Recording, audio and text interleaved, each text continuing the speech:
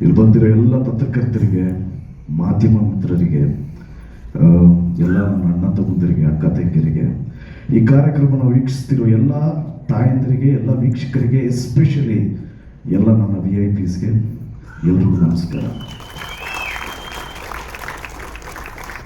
ಈ ಸ್ಟೇಜ್ ಮೇಲೆ ಮಾತು ಪ್ರಾರಂಭ ಮಾಡೋದಕ್ಕಿಂತ ಮುಂಚೆ ಒಬ್ಬರನ್ನ ನೆನೆಸ್ಕೊಬೇಕು. ದಟ್ ಈಸ್ ನಿಮ್ಮೆಲ್ಲರ ಪ್ರೀತಿಯ doctor rebel star Ambareesh uncle. ಅವರಿಲ್ಲ ಅಂದ್ರೆ ಈ ವೇದಿಕೆ ಇರ್ತಾ ಇರಲಿಲ್ಲ.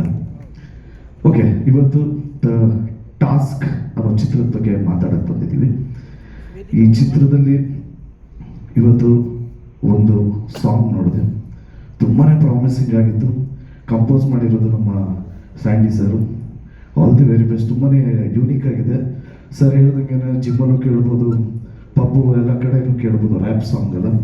So thoroughly we enjoyed, especially all Gen Z kids ಎಲ್ರಿಗೂ ಡೆಫಿನೆಟ್ಲಿ ಇಷ್ಟ ಆಗುತ್ತೆ. All the best sir.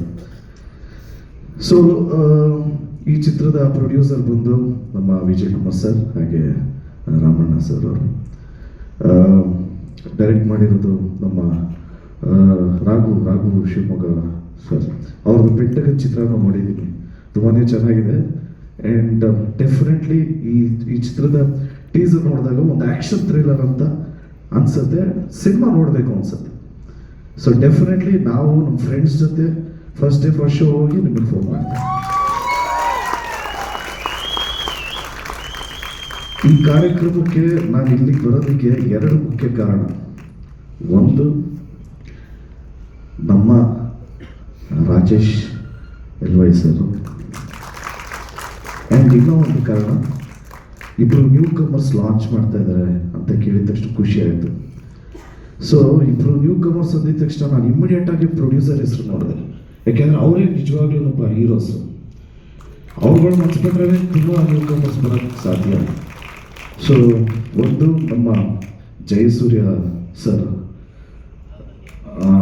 All the best sir, all the best. ನಿಮ್ಮ ಚಿತ್ರ ಭೀಮಾ ಫಿಲ್ಮು ನೋಡಿದಾಗ ವೆರಿ ನೈಸ್, ಒಳ್ಳೆ performance. And Sagar Ram sir, ನಿಮಗೂ ಆಲ್ ದಿ ವೆರಿ ಬೆಸ್ಟ್. ಎಲ್ಲಿ Sagar Ram sir, all the best. ನಿಮ್ಮಿಬ್ಬರು ಪರ್ಫಾರ್ಮೆನ್ಸು ತುಂಬ ಚೆನ್ನಾಗಿತ್ತು.